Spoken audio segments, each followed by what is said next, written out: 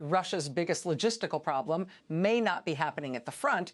It may be happening behind it, across thousands of miles of Russian territory, the system carrying food, fuel, industrial materials, and military equipment is beginning to show signs of serious stress.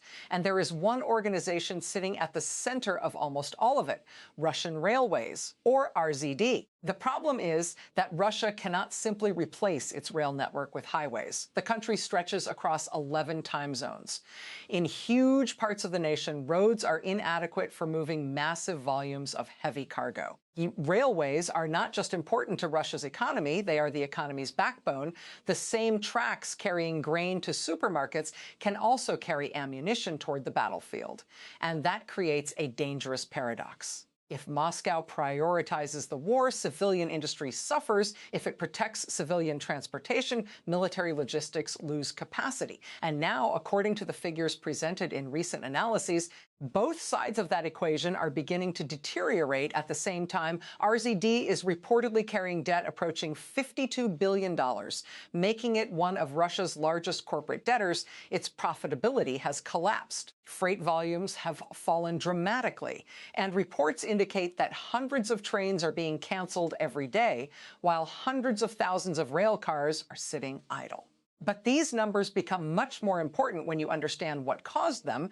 Before the invasion of Ukraine, Russia's railway system benefited enormously from its position between Europe and Asia. Western trade generated enormous volumes of freight. Then Putin invaded Ukraine. Sanctions transformed Russia's geography almost overnight.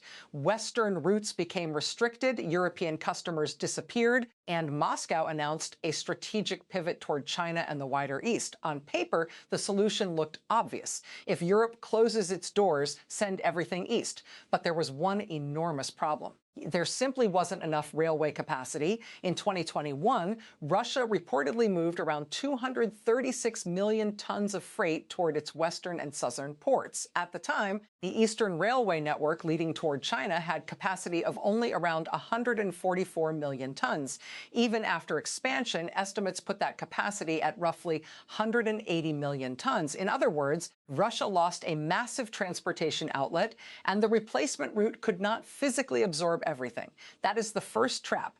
The second is money. RZD's financial deterioration has been extraordinary. The company reportedly earned around $1.48 billion in net profit in 2023. By 2025, that figure had National Wealth Fund, the Ministry of Finance allocated dollars, and rising interest rates have made the problem even worse. Russia's central bank raised rates aggressively to fight inflation. Power to drive the machines and the fuel to fill. Increased RZD's debt service burden.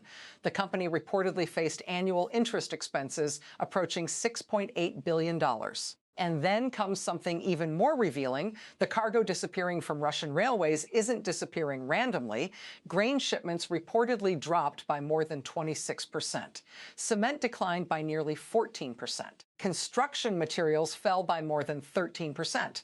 Timber, steel, and other industrial cargo have also weakened. Meanwhile, coal has become an increasingly important part of the remaining freight. That matters because coal generates relatively low railway revenue. So RZD faces a vicious cycle: less profitable cargo, higher operating costs, higher debt, higher tariffs. And then customers leave because transportation becomes too expensive. Moscow has responded with tariff increases, spending cuts, and requests for government support. But every solution creates another problem. And the strangest example may be the return of steam locomotives appearing in Russian railway footage. Some of these images may simply show heritage operations, but the symbolism is difficult to ignore. Because Russia is simultaneously dealing with another problem, Russia's railway system employs hundreds of thousands of people, but the most important positions are increasingly difficult to fill. Reports indicate shortages of tens of thousands of railway workers, including locomotive drivers and crew. Why? Partly because of military mobilization, and partly because Russia's defense industry has been offering increasingly attractive wages to recruit workers. A railway driver may earn roughly $1,500 a month, while defense manufacturers have aggressively increased salaries to expand weapons production. So the Kremlin is effectively competing with itself for the same workforce, and that creates a bizarre situation. The factories producing weapons need workers. The railways transporting those weapons need workers. But both systems are pulling people away from each other. Then fuel shortages add another layer. Ukrainian attacks on Russian refineries have reportedly reduced diesel production, while restrictions on gasoline and diesel sales have spread across numerous Russian regions. For ordinary motorists, that means inconvenience. For industrial railways, it can mean paralysis. Industrial spur lines, the smaller railway connections linking mines, factories, and warehouses to the main network, depend heavily on diesel locomotives. If diesel prices suddenly explode, the entire first stage of the supply chain becomes more expensive. And winter could make the problem dramatically worse. Northern and Arctic regions require specialized winter-grade fuels. Standard diesel can become unusable in extreme temperatures, so Russia faces a dangerous timing problem. The period when winter fuel reserves normally need to be prepared is colliding with refinery disruptions. And if a locomotive fails at -40 degrees Celsius, the problem isn't simply one delayed train. One stalled train can block everything behind it. But fuel and labor aren't the only weaknesses. There is another component most people have never heard of: railway bearings. Modern heavy freight cars rely on specialized roller bearings to handle enormous loads. After Western companies, including SKF and Timken, exited the Russian market, Russia lost access to important components, technology, lubricants, and replacement parts. Thousands of rail cars were reportedly removed from service because of bearing shortages. Russia responded by searching for alternatives from China and elsewhere while attempting to develop domestic replacements. But precision engineering cannot be created overnight. Reports have raised concerns about the durability of some replacement components. And when a bearing overheats, automated safety systems can stop the train immediately. The same problem is appearing with locomotives. Modern Russian locomotives historically relied on foreign components, electronics, lubricants, and specialized parts. Once those supply chains were disrupted, maintenance became harder. And instead of repairing every vehicle, operators increasingly began taking parts from functioning equipment to keep other machines running. It is essentially cannibalization. Keep one train moving by sacrificing another. That can work temporarily, but it is not a sustainable transportation strategy. And then there is the threat Russia cannot control simply by throwing money at it. Sabotage railway signaling equipment is surprisingly vulnerable. A relay cabinet beside a railway line may look insignificant, but it controls critical signaling and switching systems. Damage one, and trains can be forced into emergency operating procedures, drastically reducing speed and capacity. More than 100 acts of railway sabotage and arson have reportedly been recorded across Russia and connected railway routes.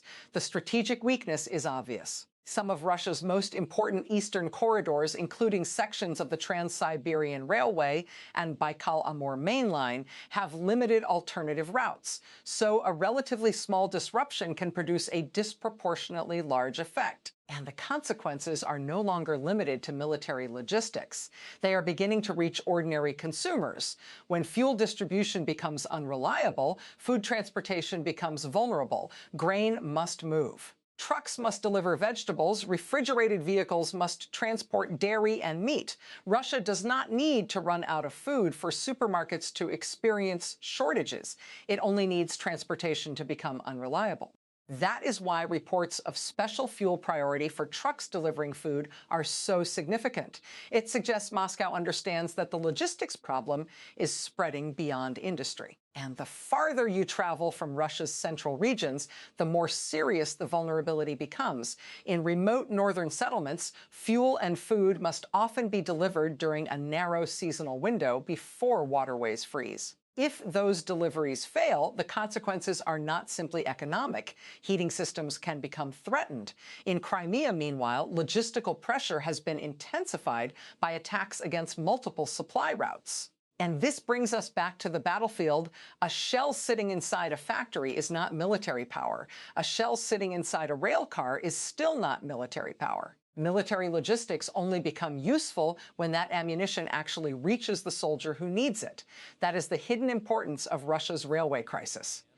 And history offers an uncomfortable warning. In 1917, railway disruption contributed to catastrophic food shortages in the Russian Empire and helped accelerate the crisis that preceded revolution. The Soviet Union later experienced enormous railway difficulties during the Civil War. And after the collapse of the USSR, the railway system endured another severe crisis as investment disappeared and workers went unpaid. But today's situation combines elements of all three periods: war, financial pressure, a shortage of investment, a shortage of skilled workers, sanctions disrupting technology, fuel vulnerability, and a transportation system being asked to serve both the civilian economy and an enormous military campaign. That creates the ultimate paradox for Putin. RZD is too important to fail, but it may be too expensive to rescue without consequences elsewhere. The Kremlin can raise tariffs, but that can drive customers away. It can cut spending, but that can accelerate deterioration. It can provide subsidies, but every ruble directed toward the railway system competes with money needed for the war. And even selling major assets may not solve the underlying problem. Because selling buildings can generate cash, it cannot create missing locomotives, it cannot manufacture skilled drivers overnight, it cannot reopen Western supply chains, and it cannot magically create railway capacity where none exists. That is why Russia's railway crisis deserves attention. The real danger isn't one broken train. It is the possibility that thousands of small failures begin reinforcing each other. Less fuel creates delays. Delays reduce freight capacity. Lower capacity pushes prices higher. Higher prices drive customers away. Fewer customers reduce revenue. Lower revenue limits investment. Less investment creates more breakdowns. And the cycle starts again. For Russia, the railway is more than transportation. It is a national circulatory system. And when the circulation slows, the effects eventually reach everything connected to it, from factories and supermarkets to military supply lines. The question now isn't whether Russia can keep its trains moving. The bigger question is, how much pressure can the system absorb before the failures stop being isolated and become systemic? But this may be only the beginning. The first warning didn't come from a missile launch. The consequences The first could warning extend far didn't come beyond from a delayed missile trains, launch. and The first potentially warning reshape didn't how come from a Moscow missile supplies launch. both its economy and its war effort.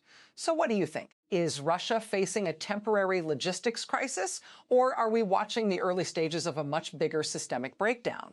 Drop your prediction in the comments. And if you want more deep dive analysis into the hidden weaknesses shaping today's wars and global power struggles, subscribe to the channel and turn on notifications, because sometimes the most important battles The first aren't happening warning on the didn't front come line, from a missile they're launch. happening behind it.